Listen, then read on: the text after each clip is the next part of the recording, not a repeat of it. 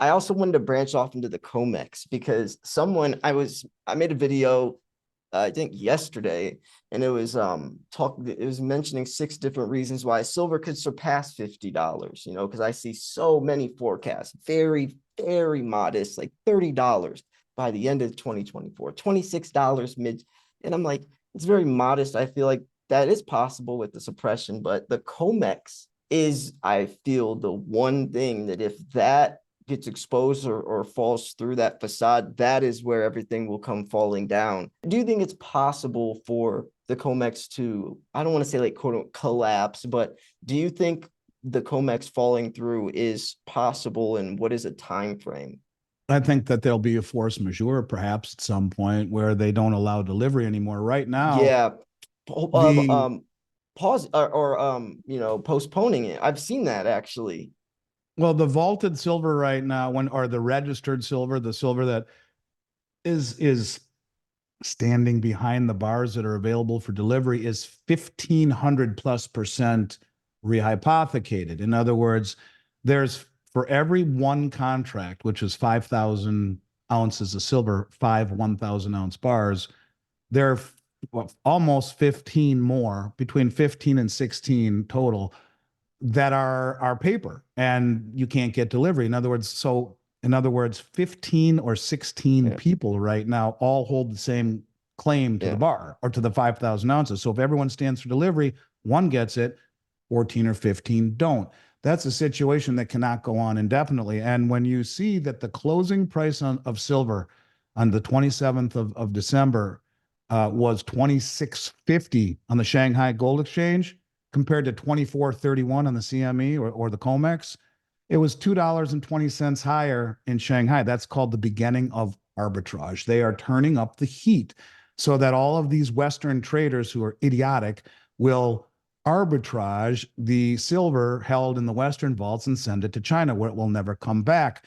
Well, the same thing is true with gold. It's between $60 and $120 an ounce higher in Shanghai than it is in London or on the COMEX. So when you talk about a system that is rehypothecated, where you're selling the same asset over and over and over and over again, and yet you allow for delivery, big problem. Because the one thing when they did this scheme, which has been going on for a long time, 30, 40 years, they didn't count on the industrialization and the enrichment of a lot of these countries that at the time were third world that are now very prosperous and are standing for delivery.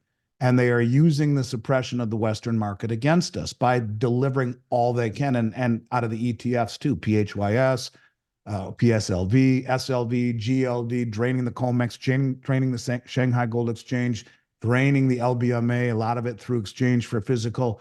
So yes, I do believe this is why the Shanghai Gold Exchange, I think, will probably end up being the preeminent price setting mechanism of the world at some point. Because at what point does the world say, you guys made oil -40? What the hell is that? How the hell did you do that? And why are you allowing a handful of banks to have the largest concentrated short position on any commodity traded on the exchange in silver? Why? What's the justification? And the fact that the regulators allow this to happen is ridiculous. So yes, I think more than anything, it goes back to the way that we are viewed on the world stage. We are lacking trust. We are losing trust. And that doesn't just go to our bond market or our currency market or our judicial system or our electoral system or our current administration. It also goes to our commodity markets, which forever have been the price setting mechanisms of the world. But when you see silver price 10% higher in Shanghai and gold anywhere from 6 to 10% higher in Shanghai over the Western price setting, you can understand that they know what's going on. And the only reason they haven't bitched to this point was because they are using the stupidity of our price suppression to beat us at our own game by standing for delivery. Jim Sinclair always said that. You want to beat the COMEX, stand for delivery. Well, it's one thing to say that to the gold community. It's another thing to say that to sovereign wealth funds or the People's Bank of China or the country of India or all of these entities that are buying commodities at subsidized prices in a world where price discovery has been obliterated through suppressed interest rates and easy money. Gold and silver are hopefully underpriced under accumulated and very cheap. And it plays right into the hand of these countries who, as Zoltan Pozar calls it, are now entering Bretton Woods 3, a system that will be described and denoted by commodities and transparency, not by opaque debt instruments and promises and rehypothecation that has allowed us to, in essence, screw the world and a lot of people with, lies that we stand behind our reputation, but the reputation is beginning to wane. And so I think you'll see more scrutiny, more standing for delivery, and at some point, a pivoting from the Western price setting mechanisms to one that are more legitimate, that aren't futures based, that are cash and carry, that are more reflective of the countries that understand what gold and silver are, and that's wealth, than those here that look at it as a tool of speculation. Yeah. I hear a lot of people say silver will never break above $50. And I feel like they just don't understand the history even. Look at 1980, Hunt Brothers. Look what they did. Turned it all into physical. What happened? Marcus went crazy. Comex almost got, if the government By the way, it's wouldn't the have same stepped in. situation right now. Yeah, It's the yeah. same. They realized that there was more paper contracts Yep. than bars backing it, Turn and it they stood in. for delivery. Well, Yep. Comex changed the rules on them, and that's what will Yep. happen here. Silver The Rule rules will 7. change somehow. Silver Rule 7. They made a law on the spot to stop the Hunt brothers and then deem them these evil criminals. Because why? Because that was a popular story. They didn't want the truth getting out. Oh, these guys are all buying silver because they understand the dollar's worth. No, push them as these evil criminals and no one just think, oh, they're just some whatever. I feel like that's what happened because a lot of people do look at them as just corrupt criminals. Don't even look at them as someone who or brothers that was just trying to take their Take money advantage of the somewhere else. rules of the Yeah. game. Yeah. Look, So if you flip if it. you play Yeah. within the confines of the rules and you take advantage of those rules to the best of your ability, you're not cheating. And the Yeah. same thing would be true about paying taxes. You are obliged to pay the least amount of taxes as humanly possible. And that means taking advantage of the rules. And that's why the wealthy pay so little in taxes, because they take advantage of rules that others don't even know exist.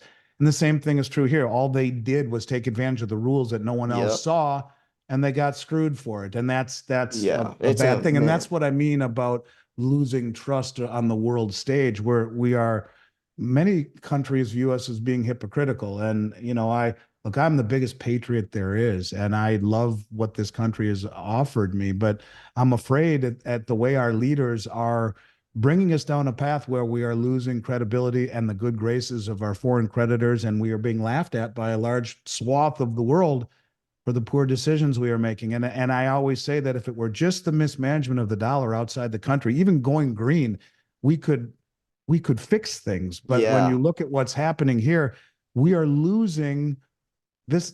We're watching our culture be whitewashed. And I Yeah. think that's something that it was our culture and our you know respect of authority and our belief in God and all of the things that made this country special when, for a long time is now being whitewashed. And the world, this is not lost on the world. And a lot of our, people say, well, who's going to trust China? And well, who's going to trust us anymore? And that's why they will use blockchain and commodities to peg it so they don't have to trust a government. They can see it for themselves. And that's one of the things that blockchain does that I am a fan of is Same. transparency and immutability. And so Yeah. if you can marry the two to keep politicians in check, then that's what will ultimately, I believe, be, the death knell for the dollar if the BRICS come out and do that, because there's no incentive to hold a dollar that's being inflated away by a country that most people around the world, or many people around the world, view as lacking trust. And if you don't trust the administration, if you don't trust the markets, if you don't trust the dollar, what do you have? A heritage that has gone by the wayside. So yeah, I hate to be pessimistic, but I think it's important for people to open their eyes. There's a fine line right now between realism and pessimism, but I think it's finer than it's ever been. Truly, truly do. And when you ask me about silver, look, the country of India in the past 2 years has imported 400 million ounces, real damn close to that amount. And that's way more than is on COMEX. And what has China accumulated? I don't know. The numbers are nowhere near as big, but are they accumulating a whole lot more than they're telling us? Are they producing it and not selling any? They don't allow any gold and silver to leave the country. So, these countries understand that this is a strategic play, and they're doing it methodically. They're not just grabbing all they can because they crowd themselves out of their own trade. So this is something that will happen slowly and methodically until the all at once moment happens. And that's what I mean, little by little by little. That all at once moment happens when the COMEX goes force majeure, or when there is no more metal to be delivered at these prices, or when the arbitrage turns up so high that it siphons all of the stuff that's not nailed down, or whatever it may be. There'll be that all at once moment. But until that happens, yeah, I mean, I think the best thing people can do is look at it for what it is. If if the prices just didn't make sense, and that would be one thing. But when you see the most well-informed traders on the globe use these prices to their advantage and accumulate it, that's all you need to know, is that you're being misdirected by price and rhetoric. And if value was indicative of acquisition, then why the hell are the most well-funded and well-informed traders on the globe doing what they're doing? It's misdirection. It's misdirection. They are misdirecting the world because there's only a finite supply of gold and silver and copper and aluminum and zinc and all of these things that they want to accumulate. There's only a finite supply, so you need to do it in a methodical fashion. And that's the way they're building their infrastructure, the way they're building the countries and all of the assets and natural resources that they possess, and the critical trade routes, and all of this stuff is being thought out, where our administration, president doesn't even know who he's married to. And it's a position of this country, I think, has a vastly different image than it's ever had. And that's adding to the acceleration of this endeavor that's going on around the world of coalescence and safety in numbers.